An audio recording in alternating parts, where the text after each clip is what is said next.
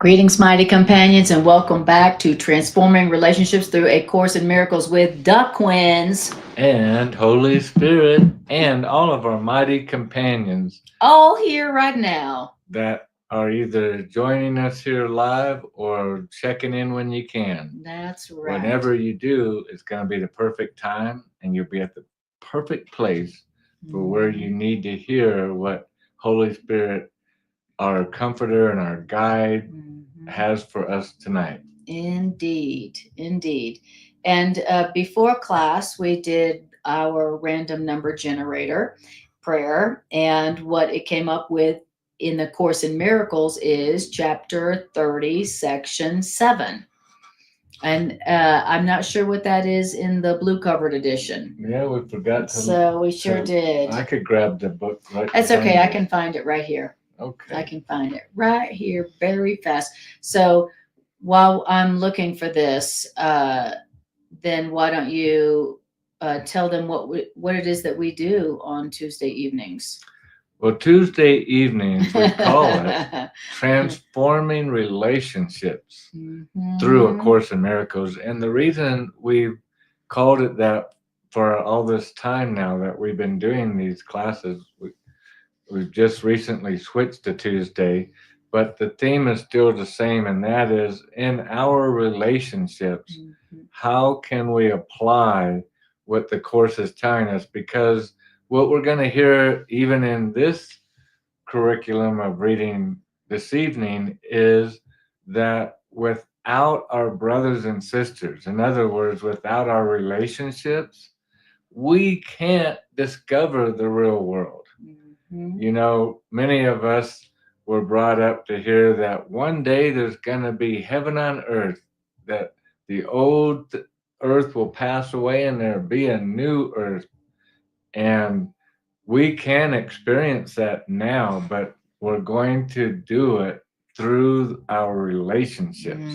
And so be glad that we have our relationships, whether they be at work, whether they be in the household. We have so many. Whether they be with our next door neighbor, our brother, our sister, our uncles, our aunts, and grandparents, and children, whoever we're in relationship with. I love how Creator is bringing us all home together and doing it in a way that you can't come home by yourself, kid. You're going to have to take your brother, your sister's hand, and you're going to have to come home with them. Especially the ones that you feel hurt by. Right. The ones that you have a grievance with. In fact, those are the ones that are really. Those are your special saviors. Those are your special saviors, your special appointed. Those are the ones that love has appointed as the one to help you learn the truth about yourself, that you can't be hurt. Right. But you don't see that about them at the moment. No, we see something else yet. usually. Not yet. So where we're at is Course in Miracles, chapter 30, section 6 in the blue book, and section 7 in the original edition. And the title in the blue book is The Justification for Forgiveness. And the title in the original edition is Forgiveness is Always Justified. That's quite the statement. Forgiveness is always justified. Yeah. Something we don't believe yet.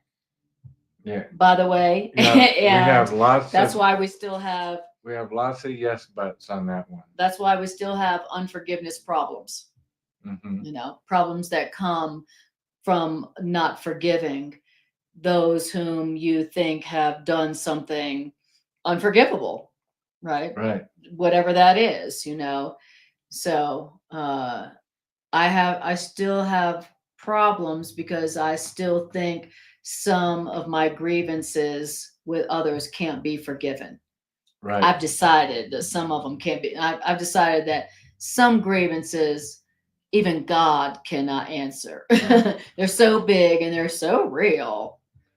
Or some are so big, but I'm willing to forgive them, but it can never be forgotten what they did. Right. Because we all know what they did. Mm-hmm. And it was bad. It was stupid. It was wrong. Right. And They should have known that's better. That's the way we were taught in the world to do it, is to try to look past what they did wrong. Mm-hmm. And the Course is bringing us back to the beginning and going, let's come back to the chalkboard here. Come back to the chalkboard, and let's look how you found some guilt out there. You found what you've been seeking. Yep. And you projected it onto your brother and sisters from yourself, and thought you got rid of it. And let's come back to the chalkboard and talk about how all of this really works, right, and how you've been making real what was never real to begin with. Right. And ask yourself the question when you come back to the chalkboard, did this person, what they did really have the power to change you from how God created you to be? Right. You know, Or was it themselves. really that bad and that powerful that they changed themselves or you from some powerful, loving, beautiful, radiant being God created to someone who's now a victim, someone who's now Right. vulnerable and weakened by what they did? Right. Did what you think they did really accomplish what you think it did? Right. You know, and you think about what you're upset with people about. It's like, well, I feel like they did something to hurt me, which means they made me weaker, or they made me less than, or they made me into something less lovable, or they damaged me. Right. And that's the basis of the grievance, that that they did something that has had power to change me from what God created me to be. That's the basis of the grievance. So, okay. And as we would hear if we get to the latter part of our reading, is that, does it have the power to change them? Right, exactly, for sure. What God created them to be, and as God sees them to be. Right. And there's where we get stuck in a wrestling match with truth and our opinion.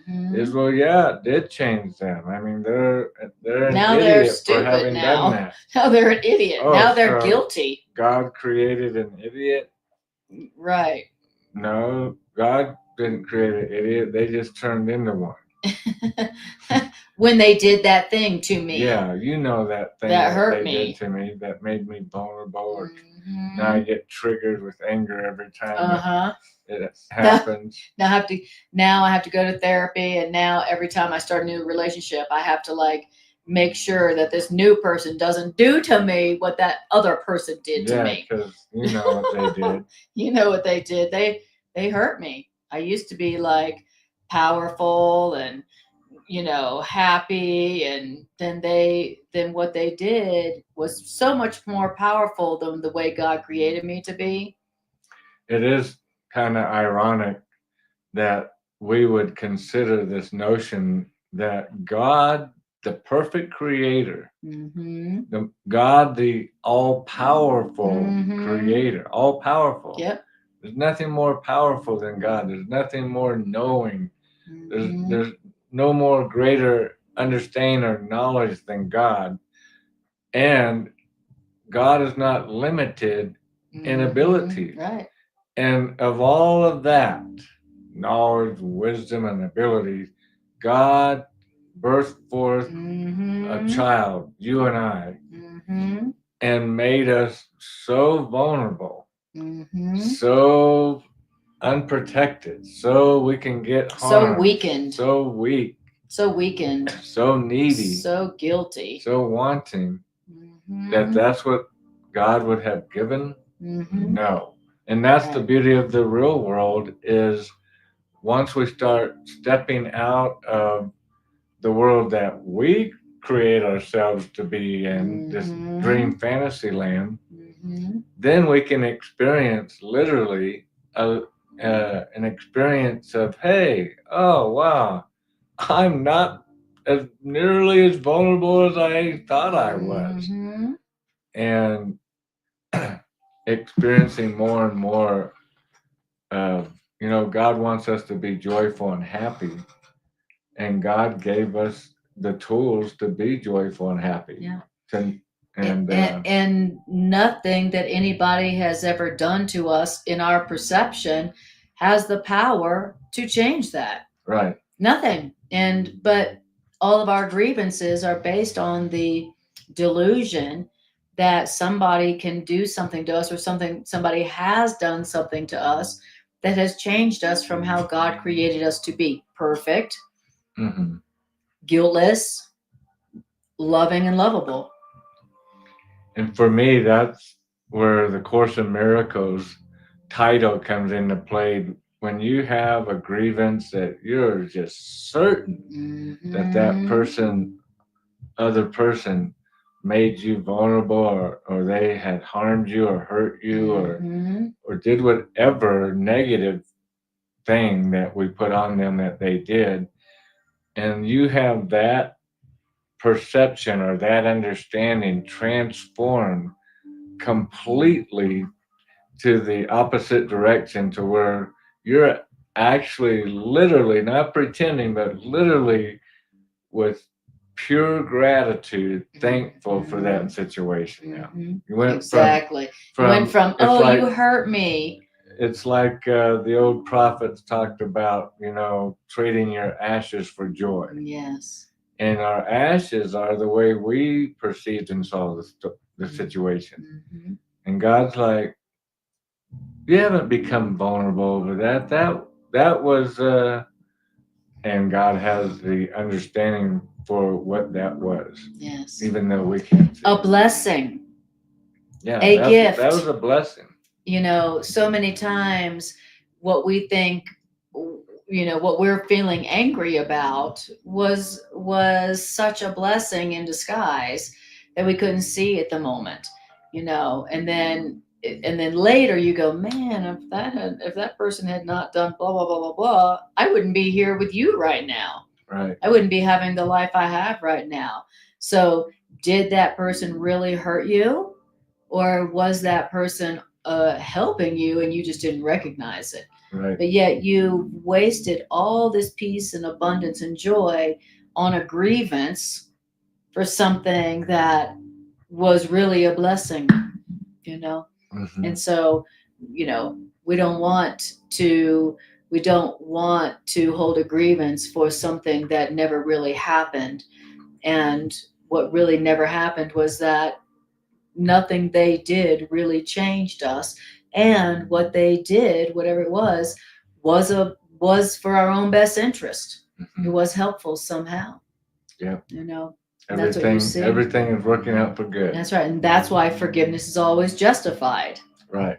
Because when you realize that they didn't do what you thought they did, then you realize not only is my forgiveness justified, but actually gratitude is justified. And then that's when you're healed from the effects of holding that grievance. Because the only one who suffers from the effects of my grievance is me. Well, right. Maybe we better get to reading, because you're looking so hot tonight. I'll start making out with you or something. Start reading. Oh, honey. I mean, that would be great for our ratings, but Okay. All right. So the title is either The Justification for Forgiveness or Forgiveness is Always Justified. All right. Now we've got that right there. And let's go to comments. Okay. We don't have anybody in yet. All right. Well, it says, anger is never justified. Okay, first sentence, we already know we don't believe that. Yeah. Okay. The title is... The title we don't believe. Forgiveness is always justified. Yeah, we don't believe that. So let's just start out and say, well, you know what? Anger is never justified. Forgiveness is always justified, but anger, not one single time. That's right. Can you believe that? No, I don't. Never. But that's why I'm still suffering. Never. Yeah. So I every don't time believe we're angry, we could say to ourselves, to help us get back on track Mm-hmm. until we get in our right mind Yes. is, when I get angry, I could say to myself, this is never justified. Yes. And we could ask our higher self to help us to understand that. Yeah. Like, Spirit, show me that's true. Yeah, because I'm about to. I'm feeling some anger. Exactly.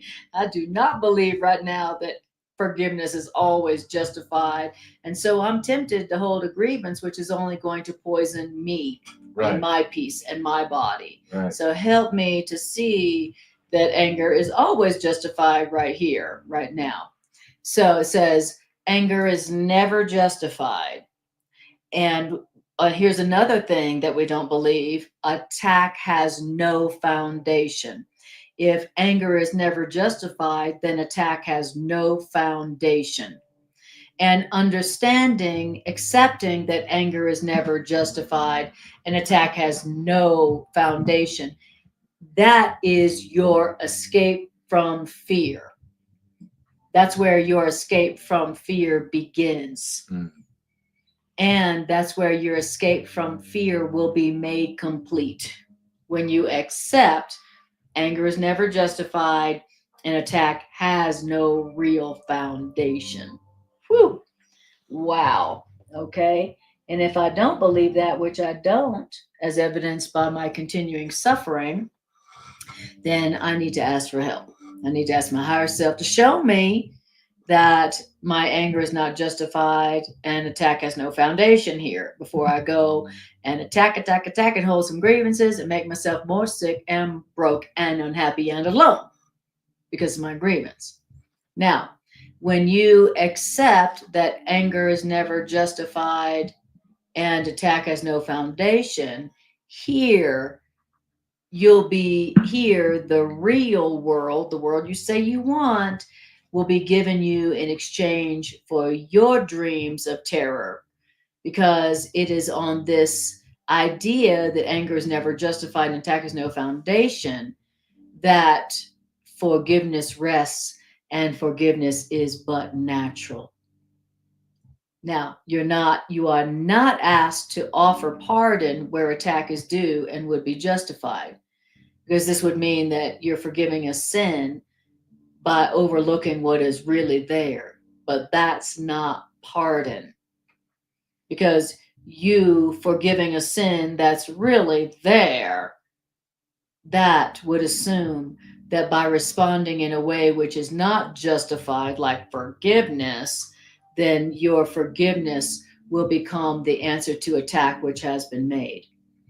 Thus is your forgiveness made inappropriate by being granted where it's not due. So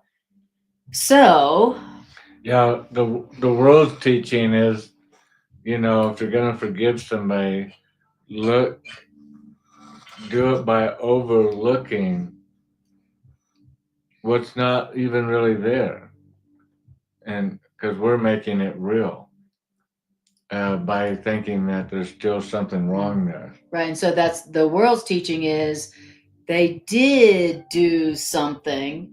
Your anger is justified. Your attack does have a foundation, but you're going to give forgiveness anyway.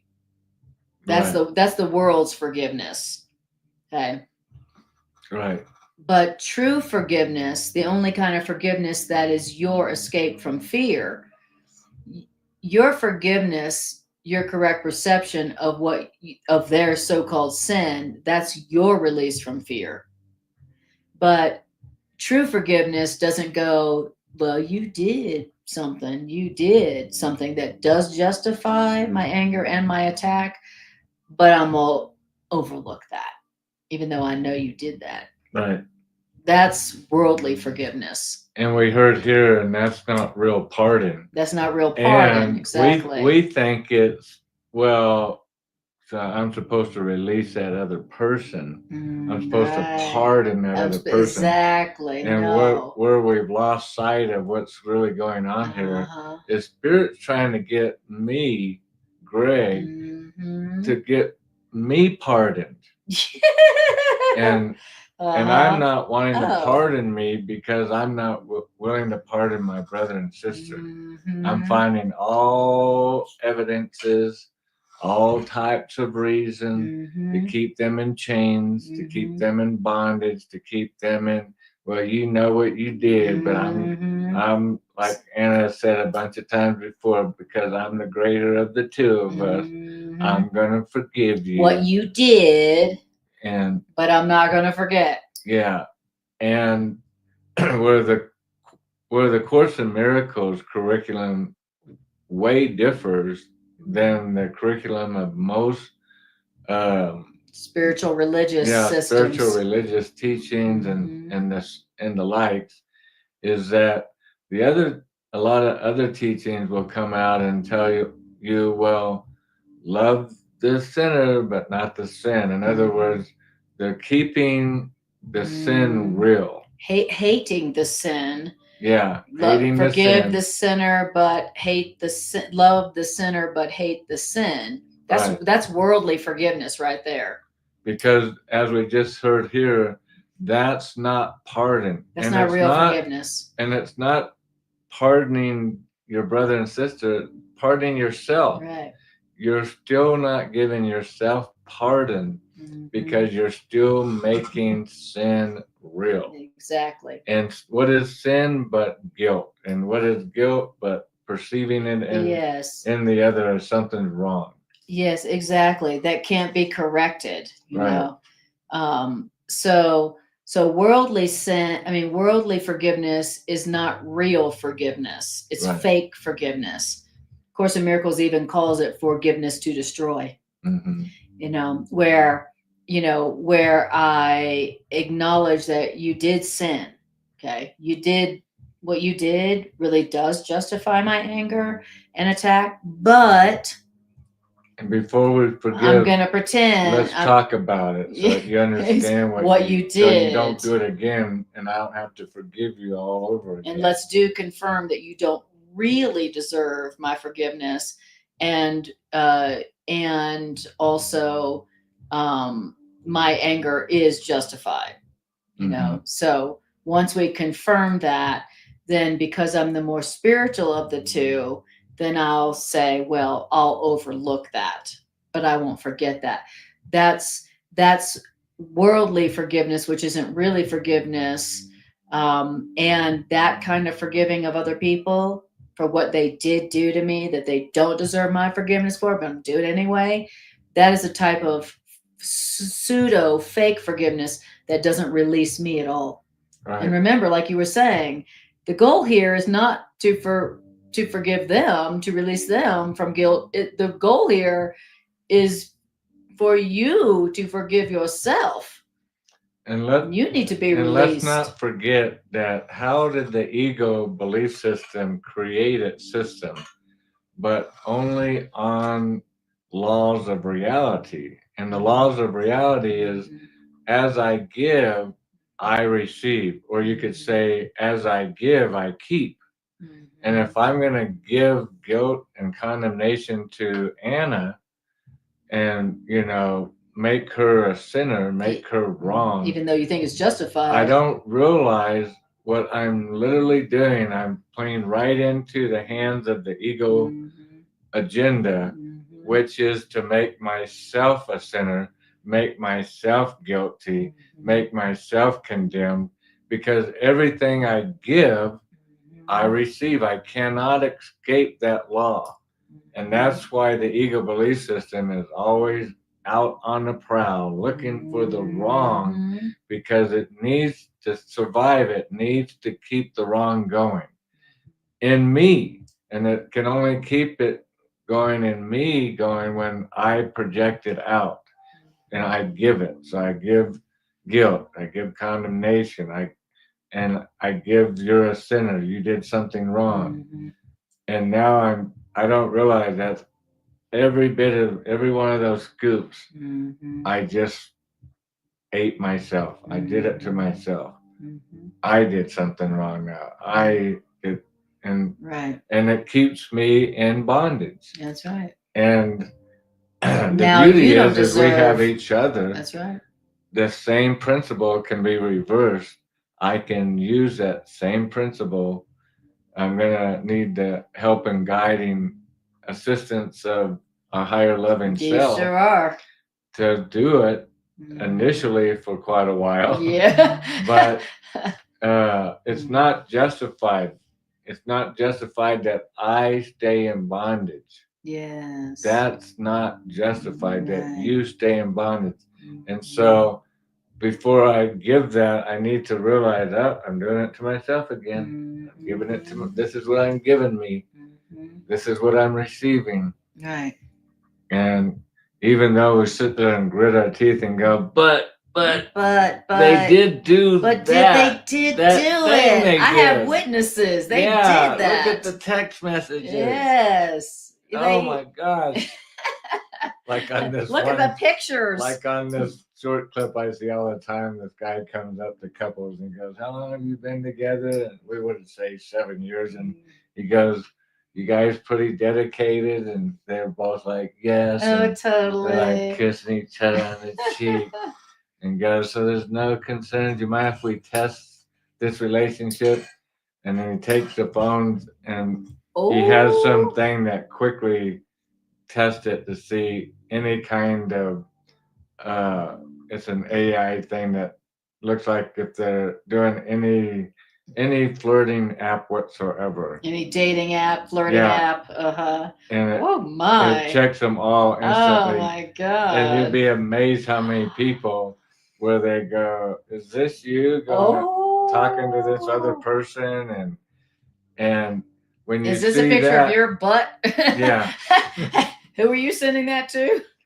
And when you see that, and then the person that, the other person that wasn't cheating, right. they're always, so hurt in the situation. But it's always, if they knew it, it's their release. Spirit's like, Spirit would probably be saying, I wanted you to know that so you could move on. That's why I brought this random stranger down the sidewalk and asked you if you want to test your relationship. Right. So don't hold a grievance with that guy. Give him flowers. Yeah. Yeah. And so we're always looking for the wrong and the negative about it. We're so programmed to look for how we're vulnerable. How we've been hurt. Yeah. And how vulnerable we are. Yeah, exactly. As God's children. And our grievances keep that perception of being vulnerable going. It keeps it alive. Right. So when the Course in Miracles talks about forgiveness, it says you're not being asked to offer forgiveness where attack really is due and where attack really is justified, because that would mean that you're forgiving a sin by overlooking what is really there. So Course in Miracles version of forgiveness isn't I'm being asked to offer forgiveness where attack really is due and really is justified, right? In other words, we think forgiveness, the worldly forgiveness is I'm supposed to forgive their sin by overlooking what they really did. That's worldly forgiveness. And then it goes on to say, that's not real forgiveness. Right. That's not real pardon, because that's assuming that you're being asked to respond in a way that's not justified. Right. And so in this case, worldly forgiveness is your forgiveness isn't really appropriate. It's not really justified, but you're going to grant forgiveness where it's not really due. That's worldly forgiveness. I'm going to grant you forgiveness, even though you don't really deserve it, honey. Right? Right? You don't really deserve it. Right? So, but I'm going to grant you forgiveness because I am a Course in Miracles student, and obviously I'm the more enlightened of the two of us. That's not real forgiveness. And that kind of forgiveness does not release you. Okay. The Course in Miracles is telling us in the first paragraph that forgiveness is for you. When you forgive, it releases you, right? From feeling like you don't deserve release and forgiveness from what you think you did, right? So here in the first paragraph, we're hearing about worldly forgiveness, which isn't real forgiveness at all. It's really attack in the form of forgiveness, right? It's saying you know you did what you did and you don't deserve it, but I'll forgive you anyway. That of Course in Miracles says that's an attack. I know what you know what you did. I know what you did. We both know you don't deserve it, but I'll do it anyway. That's an attack, right? And it's certainly not releasing me at all from my guilt, from my mistakes. And I'm just realizing that's what the whole foundation of the world's teachings are, is remember, is we were all born bad, Sinners, undeserving of and we forgiveness. all need what? To have what we did wrong overlooked. Yeah. That's the concept of the world's teachings, is we it starts out with guilty. And that guilt needs to be overlooked somehow, needs to be forgiven, and then we can move forward. Where the Course is saying, no, that's not how it works. That's not how you get released. That's the premise of the problem. Right. That's the problem. That's been the problem from day one. That's is just starting out on the wrong foot, which is guilt. Yes. And all it's doing is keeping you in guilt. It's keeping you in condemnation. It's keeping you in bondage. And guilt means grievance. And so this is telling us, okay, so we'll just go on to paragraph 2. Okay. Yeah. All right. And I just want to say hi, Carolina, and hi, Demi. Love it. And Demi says, we're listening in yoga class. All right. That's awesome. All right. More power to you. I love yoga. Yoga is my therapy. Yeah. Right. Course in Miracles and yoga. That's my therapy. And hi, Carla. Carla says, hello, beautiful beings. Carla is obviously projecting her own beauty onto us. Can you believe that? I can believe Or maybe she's just correctly perceiving. Okay. Thank you, Carolina. Thanks, I am a good person. I am safe. That is true, Carolina. That is absolutely true. And we love you guys too. Thank you for being here. Thank you guys for being here. Truly. It's awesome. Okay. So, and remember, I just want to say here, I just want to say that recognizing that anger is never justified and attack has no foundation, meaning forgiveness, that is our escape from fear. That's where our escape from our fears begins. When I go anger, to say true forgiveness goes, anger is never justified. My attack on this person has no foundation because they're not doing anything. They're not changing reality. They're not changing my reality, and they're not affecting my reality. They're not even affecting their reality. There's just nothing's happening. They haven't changed anything about me. I'm still as God created me. I'm still as love created me. That is where our release from our fears and anxieties and depressions and problems begins. So just want to go back to the first sentence in paragraph number 1 to remind us to increase our motivation to see what our ego tells us to hold a grievance for correctly. All right. Okay. All right. So great. Paragraph number 2. That's why forgiveness is always justified. This is why forgiveness always has a sure foundation. Now, you're not being asked to forgive what's really unforgivable. You're not being asked to overlook their real attack that does really call for punishment. And that's because healing and forgiveness does not lie in being asked to make unnatural responses, which are appropriate for what is real. So healing isn't asking you to forgive something that really happened and really can't be forgiven, but you're going to do it anyway. That is not real healing. That's not the kind of forgiveness that saves you from your fears and your anxieties and your depressions and your problems. That's not real forgiveness. Okay. Real forgiveness is not like you did what you did and my anger is really justified. My attack is really justified, but I'm going to not do that. Right. It says, instead, real forgiveness, your healing, by the way, merely asks that you respond appropriately to what is not real by not perceiving what has not occurred. That's where your real healing, your real release from your fears and anxieties and depressions really comes from. Okay.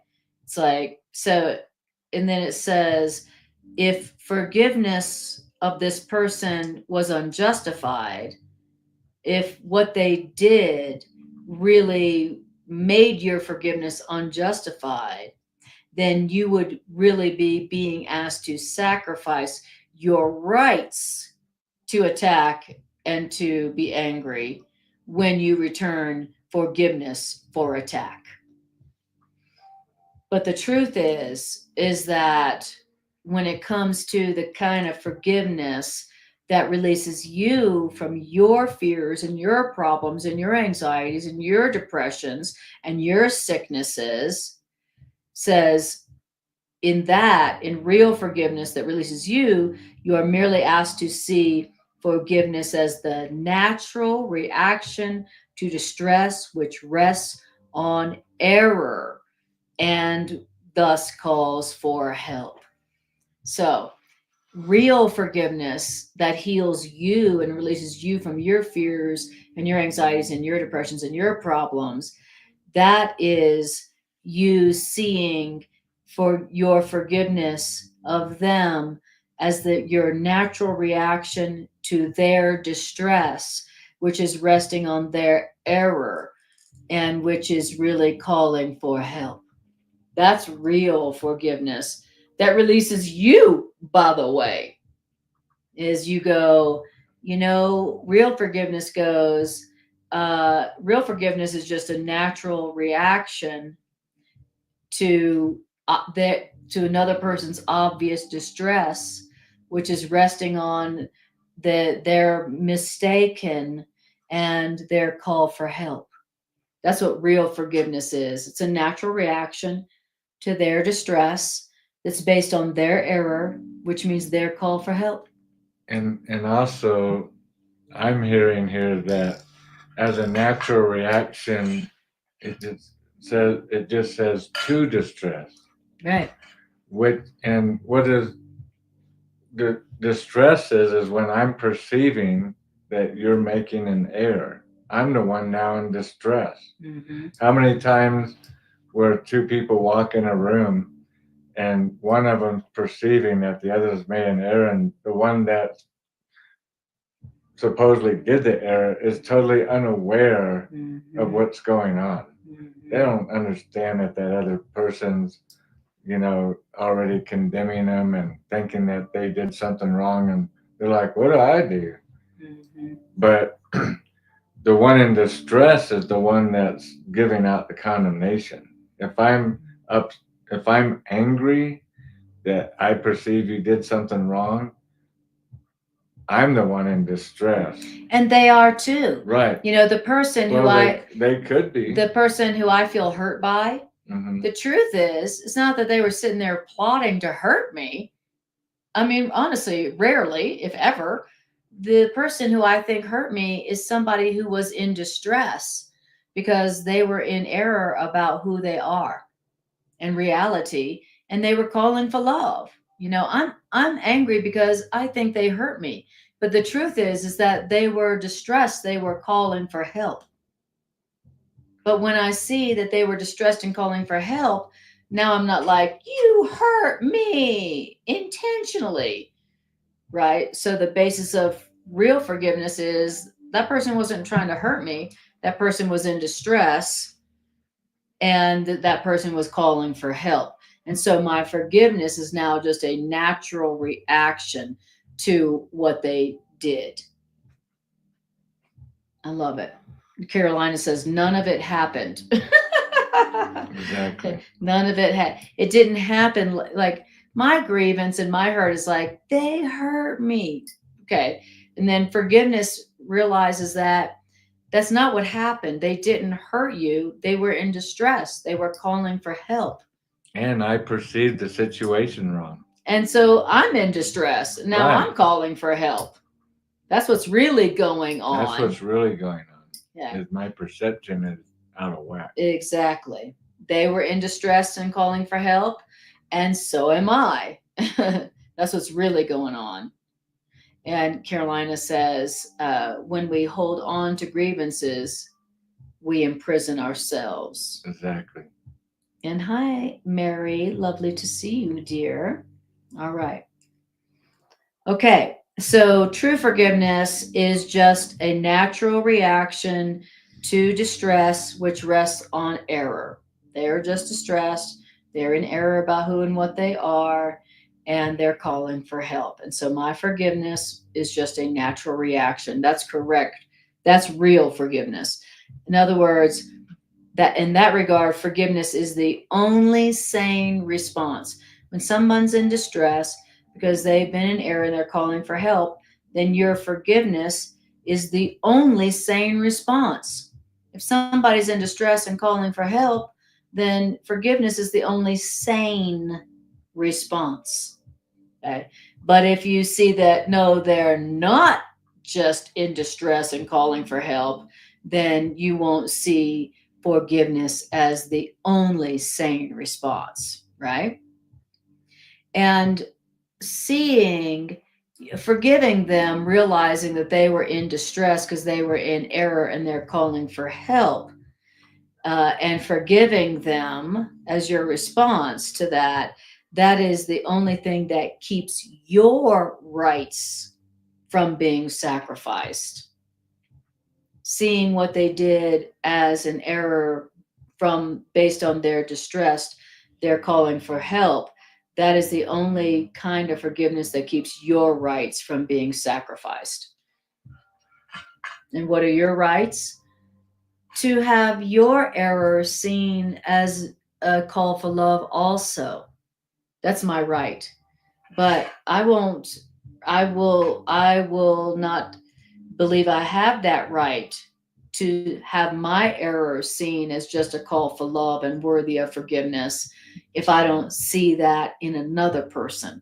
If I don't see their right to be forgiven because they were just calling for love, then I won't believe that I have the right to have my errors forgiven and being seen as just a call for love where I was distressed. I made an error because I was distressed.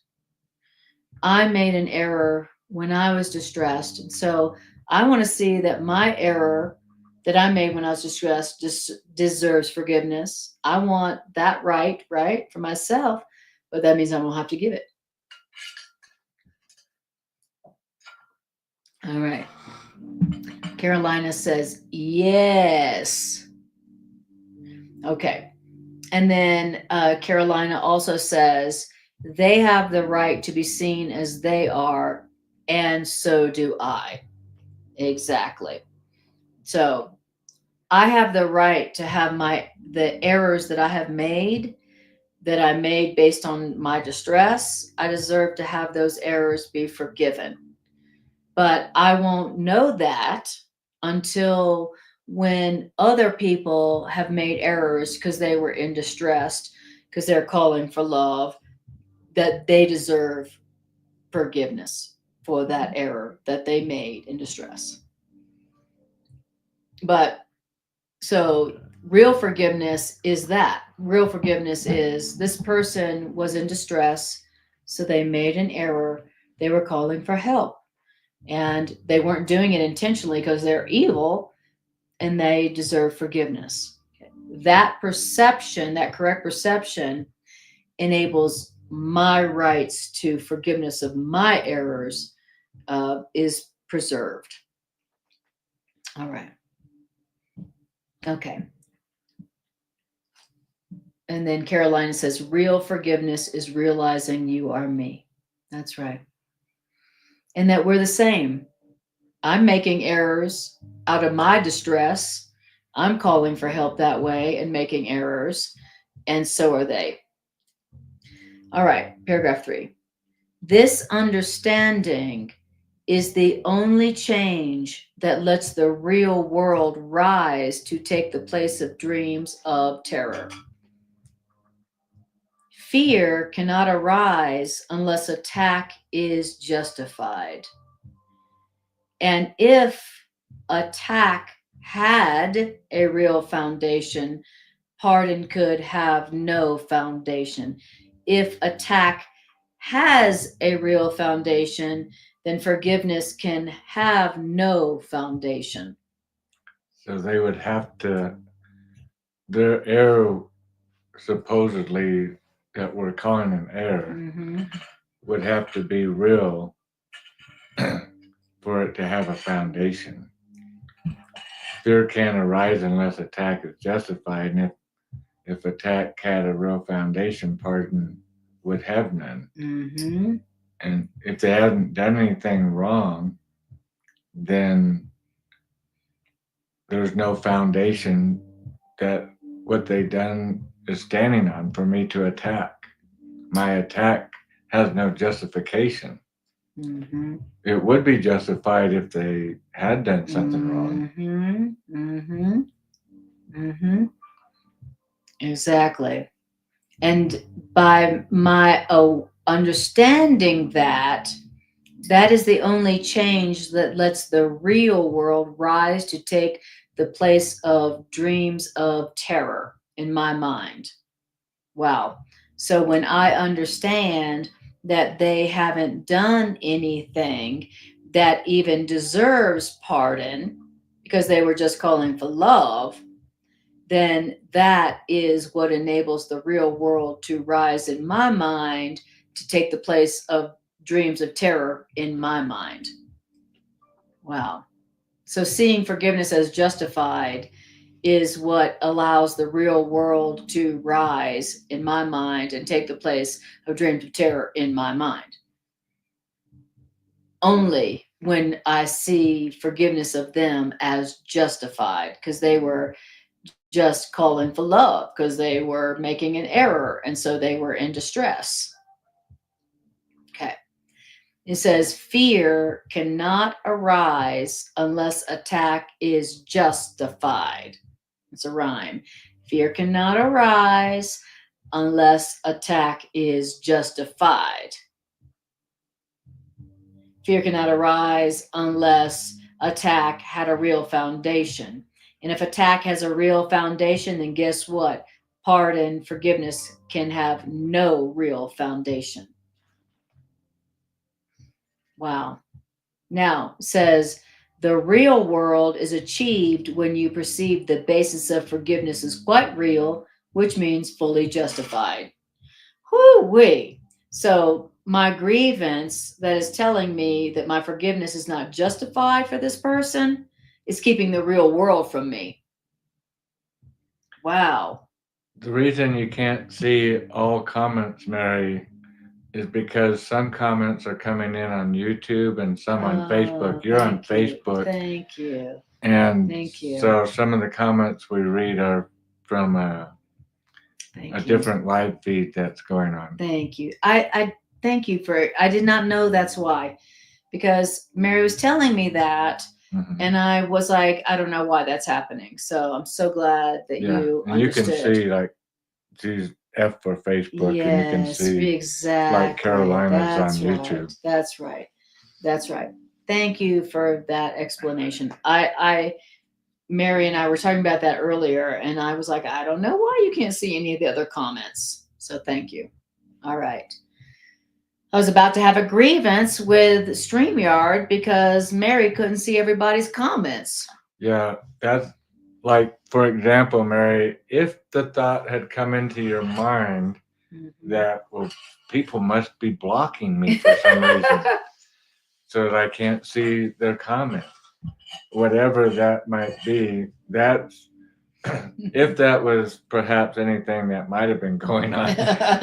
But, you know, I could see something like that, because that's what our ego belief system's always doing, is we're trained to look for errors in the others. Why? Because we're trying to keep them real in ourselves. I want to keep these errors real in me.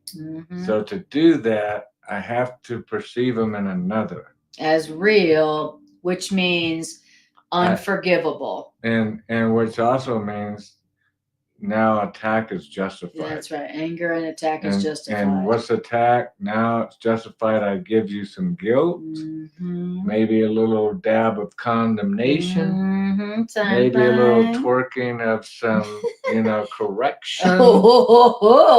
That's some serious twerking. Yes. Anger is justified. My attack has a real foundation. Yeah. And now, like you said, now you deserve to be corrected by me. but the point is, something's wrong. Something's out of place. Right. Something needs to be changed. Something needs to be fixed. Yep. And whereas that's where the error is. That's right. Is I'm coming up with this nonsense. I'm looking for it. I'm always seemingly finding it. And then I attach those chains and shackles on the other person, or just not realizing that I'm just tightening up the shackles on myself. Yep. That's right. That's right. And so, and remember, the real world, the loving, abundant world where you feel free and you feel appreciated and you're doing what you love and you feel free and you feel loved and you feel supported and you feel sustained by love and you feel free and supported to do who you are. The real world is achieved when you perceive the basis of forgiveness is quite real, which means fully justified. You don't experience the real world where you feel free and supported and free to be yourself until you see the basis of forgiveness as fully justified. Wow. I love it. Carolina says, let that person be free. Amen. Freeing them, it frees you.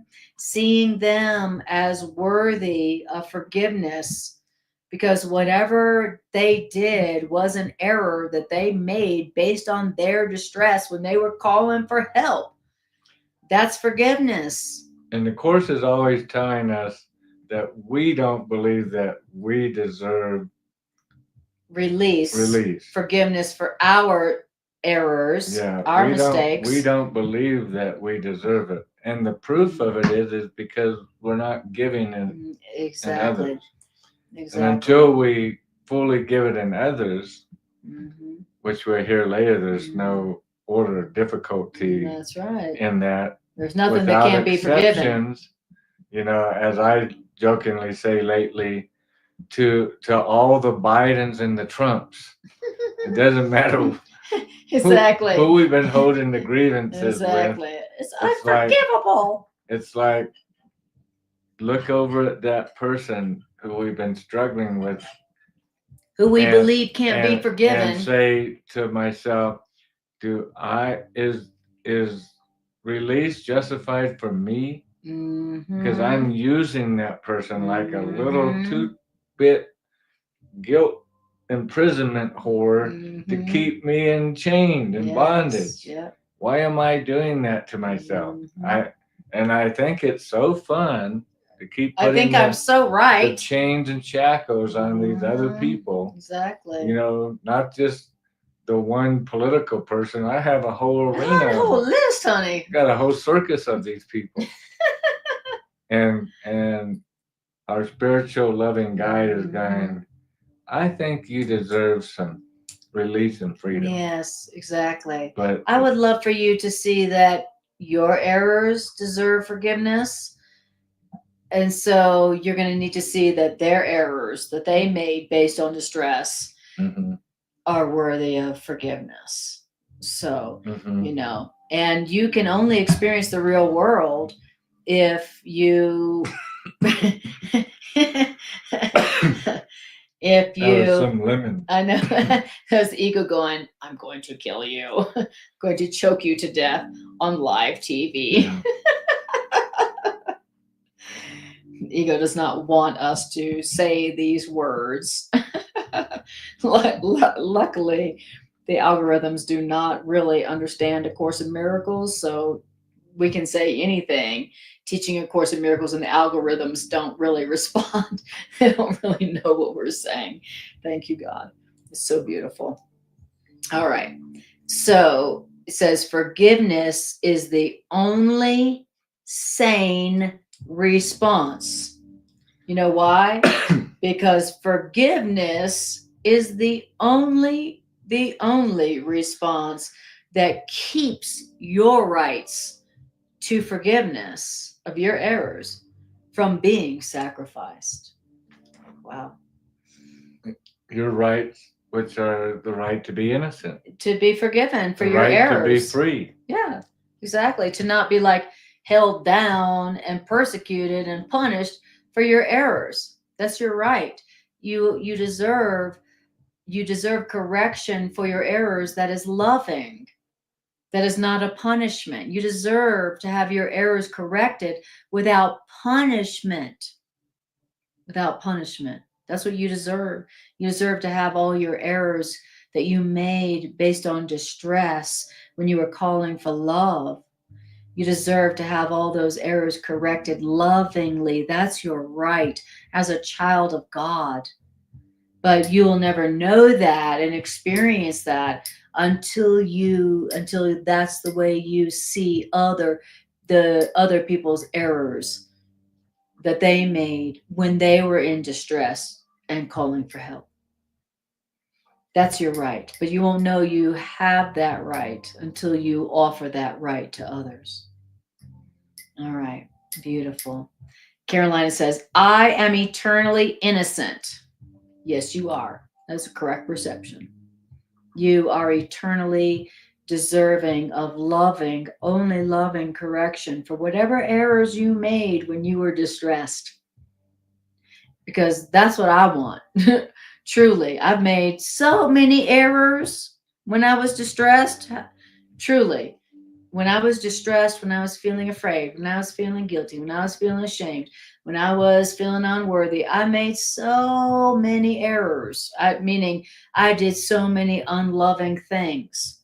So many. Just ask all my past relationships. They'll tell you she did so many unloving things. That's right, I did so many unloving things when I was distressed, when I was calling for love. And I do want to perceive that I deserve forgiveness and loving correction for those, meaning not punishment. All right. Now, it says, so the real world, the loving world, abundant, safe world is achieved when you perceive the basis of forgiveness is quite real, which means fully justified. Because while you regard forgiveness of the others as a gift they don't really deserve, then your forgiveness must uphold the guilt that you would so-called forgive. Wow. If you regard your forgiveness as a gift unwarranted and unjustified, then the so-called forgiveness you're giving them is really going to uphold the guilt that you're trying to forgive. I think I'm lost. Where Okay. I'm in paragraph 3, sentence 4. Oh, okay. Thanks. While you regard your forgiveness of them as a gift they don't really deserve, unwarranted, then the so-called forgiveness you give them must uphold the guilt that you're so-called forgiving.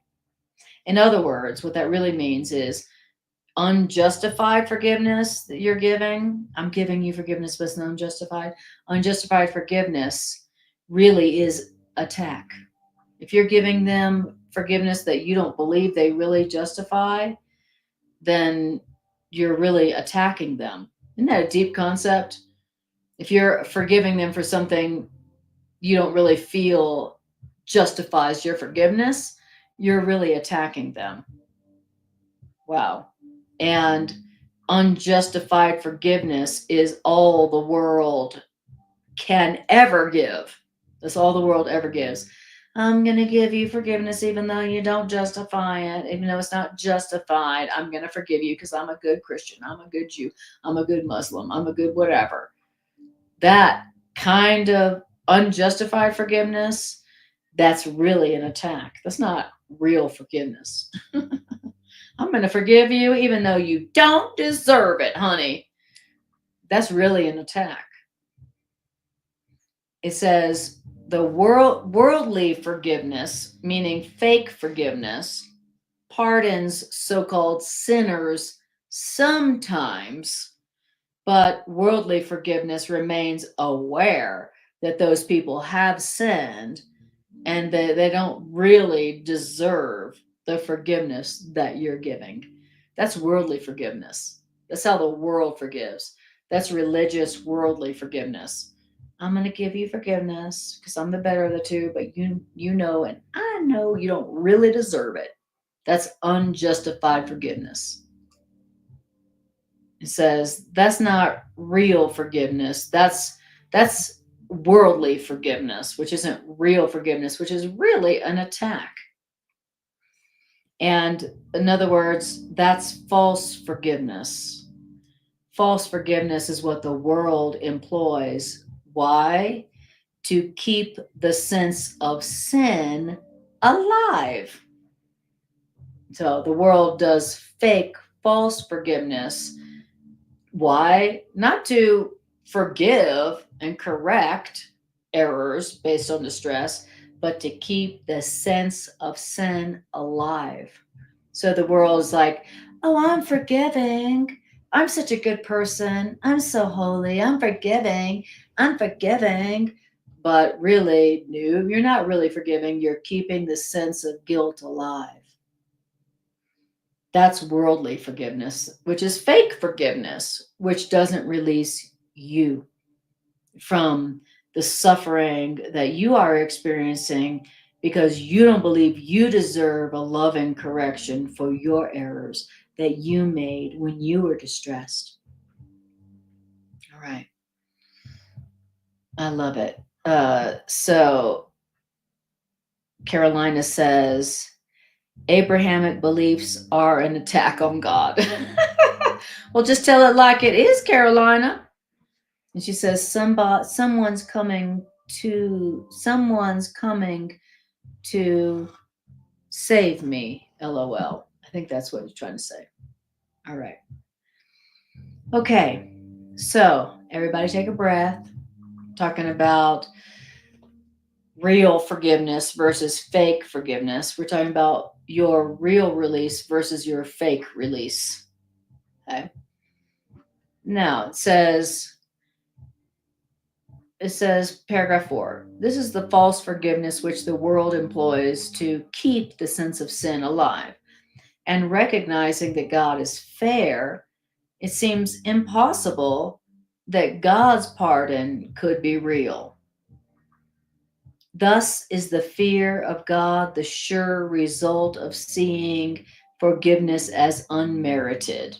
If you don't see forgiveness of them as merited, then you are going to be afraid of God for yourself. Right? If they don't deserve forgiveness, what does that mean? You don't deserve forgiveness. And if you don't deserve forgiveness, what does that mean? That means God doesn't love you. That means you need to fear God because God sees you as unforgivable. Well, because you see God as the world sees how things work. We see God as God looks past our sin. In other words, keeping our sin real and pardons us. Yes. Rather than looking at us as perfect and innocent. Needing no forgiveness. Which is not keeping the sin real. Thank you. And so it still makes us in fear of God because, well, he still remembers what I did. He still knows what I did. That I'm an idiot. That I did you know what. And so it makes us fearful. Of God. It makes us fear God. Recognizing that God is fair, me seeing that my forgiveness of them isn't justified, now it seems impossible that God's forgiveness of me could be real because God is fair. So if I don't see forgiveness of them as justified, then it's only fair that God doesn't see my errors as worthy of being forgiven. And Carolina says, we are whole and holy and beautifully free. And that's true Mm-hmm. because we have made those around us whole, not lacking, not needing to change, and whole and beautifully free. Exactly. That's why I'm free, because I made you free. Exactly. And then it says, and so by seeing that other people don't really deserve my forgiveness that I'm gonna give them because I'm the better of the two, thus is the fear of God the sure result of seeing forgiveness of them unmerited. If forgiveness of them isn't merited, then God's forgiveness of me, of my errors that I made when I was in distress, is unmerited. And that's because no one who sees themselves as guilty can avoid the fear of God. Whew. If you see yourself as guilty, you can't avoid the fear of God. And you see yourself as guilty when you see other people as guilty for their errors. Do you see other people as guilty for their errors, deserving of punishment for their errors? Or do you see them as deserving of forgiveness? Well, if you see them as guilty for their errors and not deserving of punishment, then you can't help but see yourself as guilty for your errors and not deserving of forgiveness. But you are saved from this dilemma if you can forgive. You are saved from this dilemma of not feeling like you are worthy of forgiveness for your errors if you can forgive, which means see other people as deserving punishment for the errors that they made when they were distressed and in error. I love it. You are saved from this dilemma if you can forgive. The mind must think of its creator as it looks upon itself. So however I see myself is how I'm going to see my creator. If I see myself as undeserving of forgiveness, then I'm going to see my creator as unforgiving. Anybody here ever see their creator as unforgiving? Anybody ever see yourself as unworthy of forgiveness? Or doing something wrong. Yeah. If you think that you do something wrong, yes, you're going to think of your creator as doing something wrong. Exactly. Our creator is exactly what what we believe ourselves to be. Exactly. And at the current time, we don't know our creator because we don't know ourselves. Exactly. And if I think I'm guilty for my errors because I think other people are guilty for their errors, then guess what? I'm going to think of God as unforgiving. I'm going to see God as unforgiving if I see myself as unforgivable. And I see myself as unforgivable because I see other people as unforgivable for their errors. But if you can see other people as deserving of forgiveness for their errors they made when they were in distress, then guess what? You have learned that forgiveness for your errors that you made when you were distressed is your right as much as their right. What's so funny, honey? Nothing. Nothing at all. Even though you're laughing. All right, I guess that's a private joke. All right. Well, Mary says, you guys are so amazingly helpful. Thank you, Mary. That's what Mary said. Thank you, Mary. Mary must see. For those of you on YouTube that can't see Mary's comment. Mary said, you guys are so amazingly helpful. Very good. And Carolina says, let's go. That's right. That's what I was laughing She about sounds like earlier. us. Let's go. Let's That's do what it. I was laughing about. Yeah, oh, that's what you were laughing about. Okay, let's go. That's But it sounds like that's let's something I would go. say. That's you and I said that all the time. Let's go. Are you ready to go? Let's go. Let's go. Come on, let's go. No, it's like, let's go. Yeah. It's like, when you have a touchdown in the end zone, you Yes, celebrate. exactly. Let's go. Exactly. This is deep revelation That's stuff. right. Exactly. Let's go. Let's go. Let's forgive. Let's forgive. Come on. Team forgiveness. Right. And what does forgiveness mean? It means I recognize that you made an error based on your distress, just like me, and I deserve loving correction for the errors I make when I'm in distress. So do you. Okay. That's what forgiveness really means.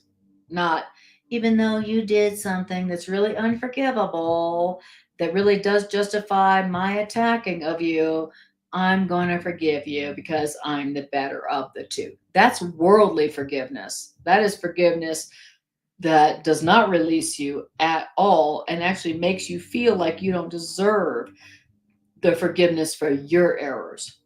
All right. Now, then it says we're still in paragraph 4.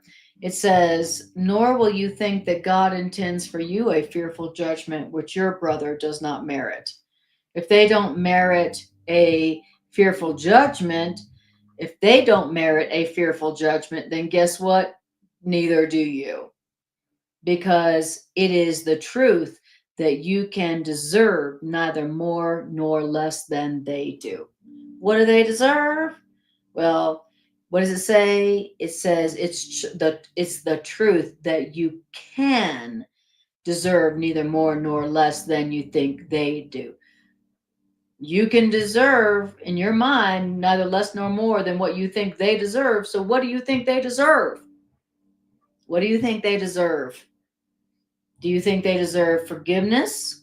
Or do you think they deserve attack and your anger, even though you're not going to give them that because you're the better of the two? What do you think they really deserve?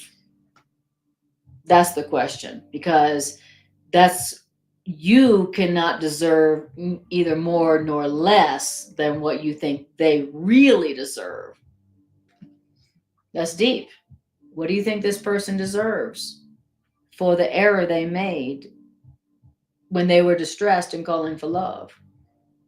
Well, whatever it is you think they deserve, you don't deserve either more nor less. Something to remember. And this is how you learn that you must. Oh, sorry. I skipped. Okay, now we're in paragraph 5. Fear is a joke.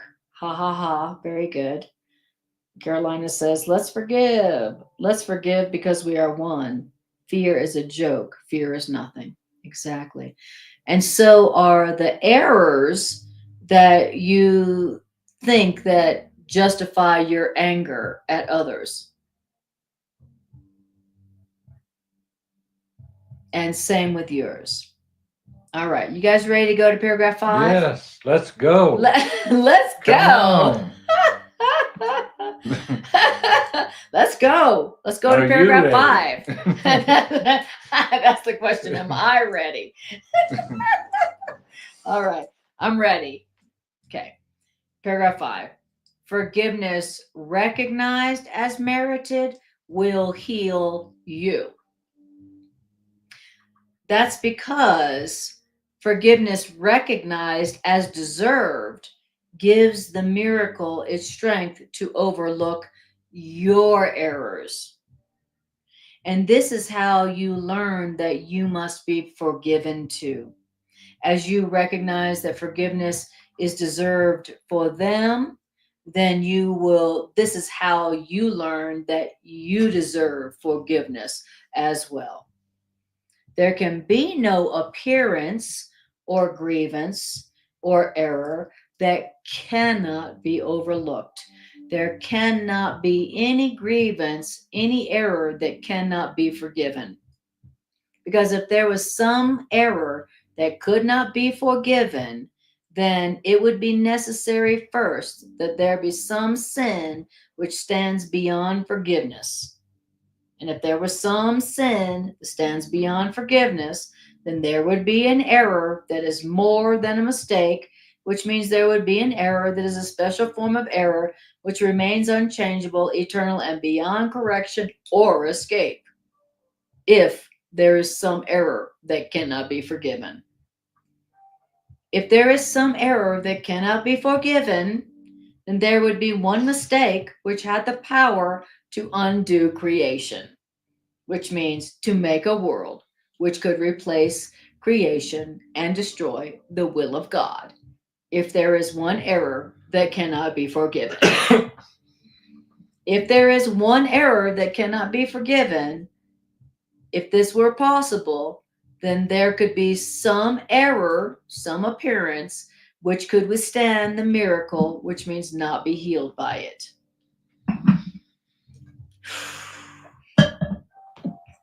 Man, I'm gonna sneeze on that one.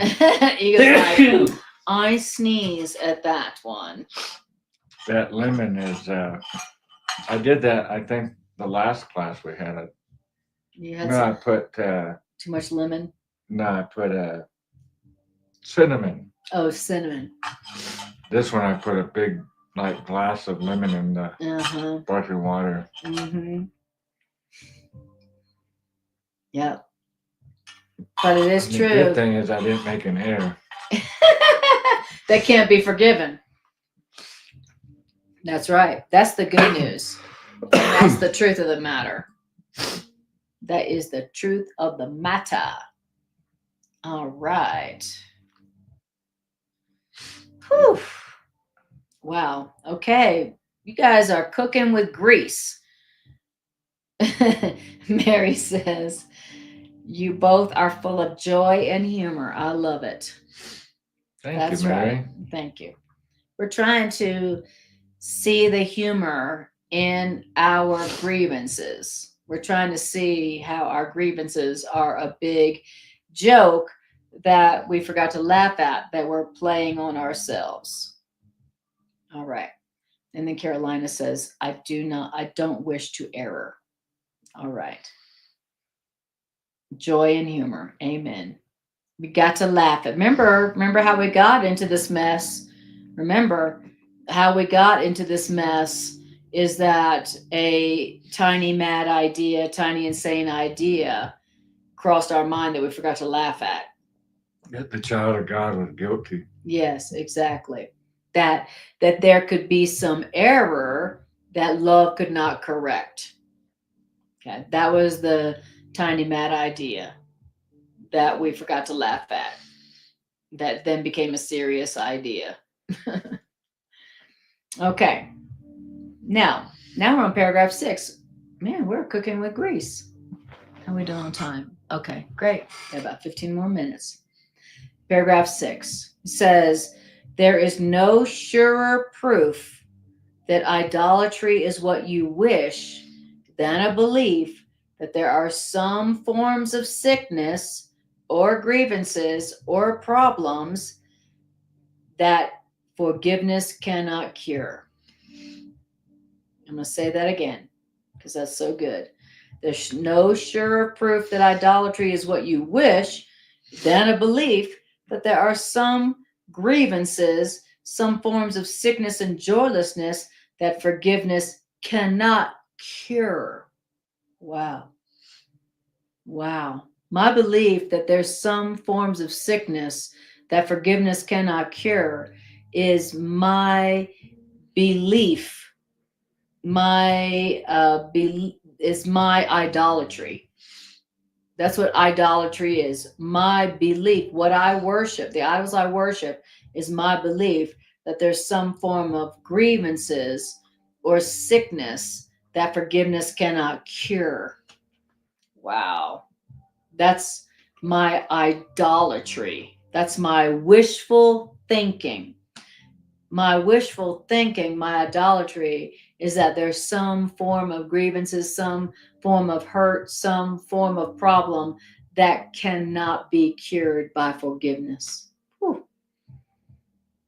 Now, And my belief, my idolatry, that there's some forms of sickness and joylessness that forgiveness cannot cure means that I prefer to keep some idols, some sicknesses, which means I'm not prepared as yet to let all idols and all wishful thinking and all sickness go.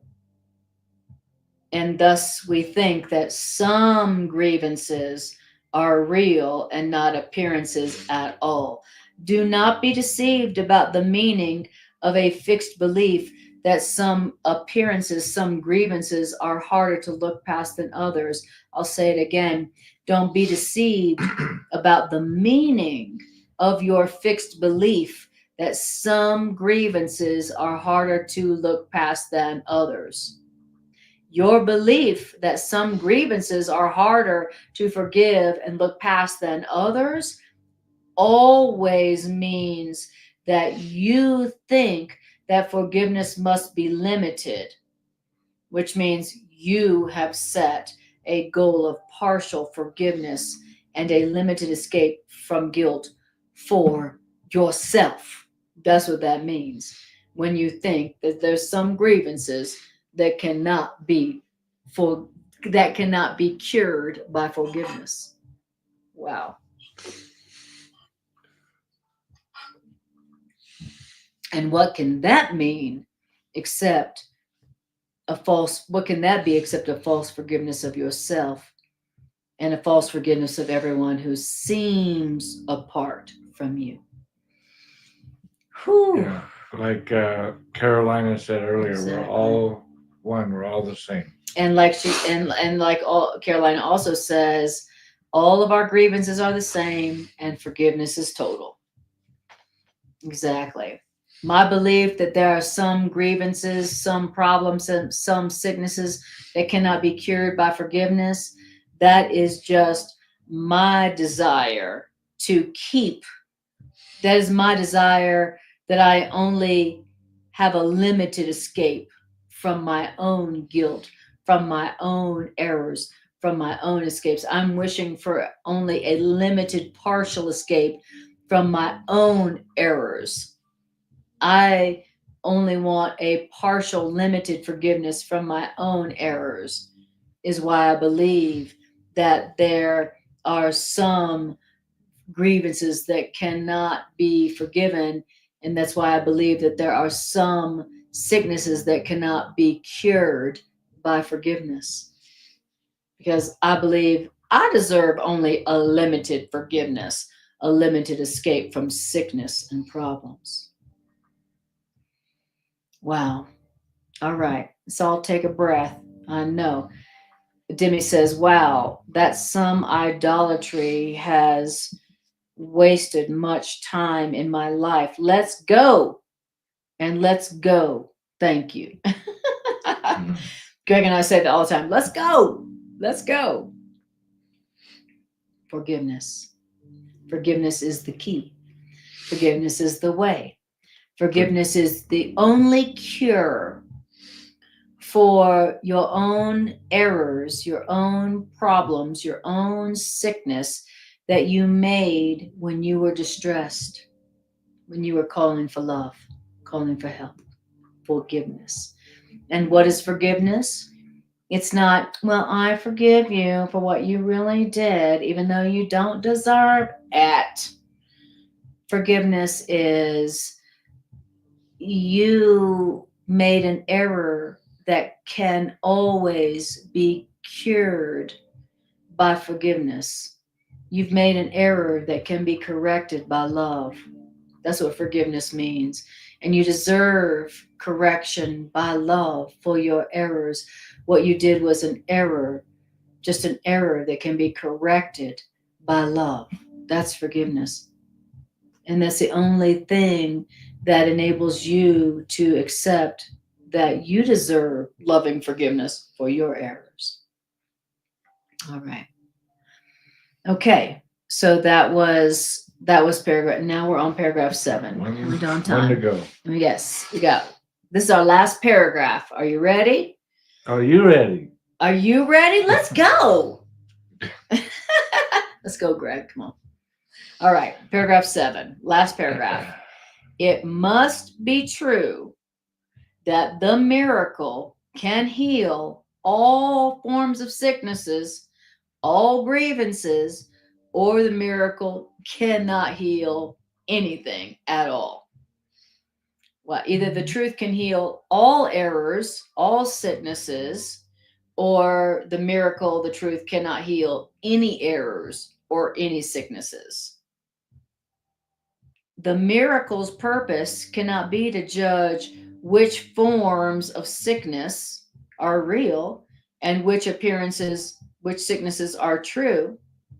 If one sickness must remain apart from healing, then one sickness, one problem must be part of truth. If there's one sickness, if there's one grievance that cannot be cured, that cannot be forgiven, then there's one sickness and there's one grievance that must be part of truth. And if there's one grievance, if there's one sickness that cannot be forgiven, that cannot be cured by truth, then you could not escape all guilt, but only some of it. You must forgive others entirely, or you're going to keep an image of yourself that's not true. And you're going to remain afraid to look within and find escape from every lie, every sickness, every problem there. Release and escape from every problem rests on faith that there cannot be some forms of guilt which you cannot forgive. I'm going to say that again. Really escape from every problem cannot be. Escape from every problem rests on faith that there cannot be some forms of sickness, some grievances which you cannot forgive, which means there cannot be appearances which have replaced the truth about you. Wow. And what is that truth? And that truth is, I thank you, God, for your perfect children, and in their guiltlessness will I see my own. Is that the truth that you were asking about? Yeah, that got to it. Yeah.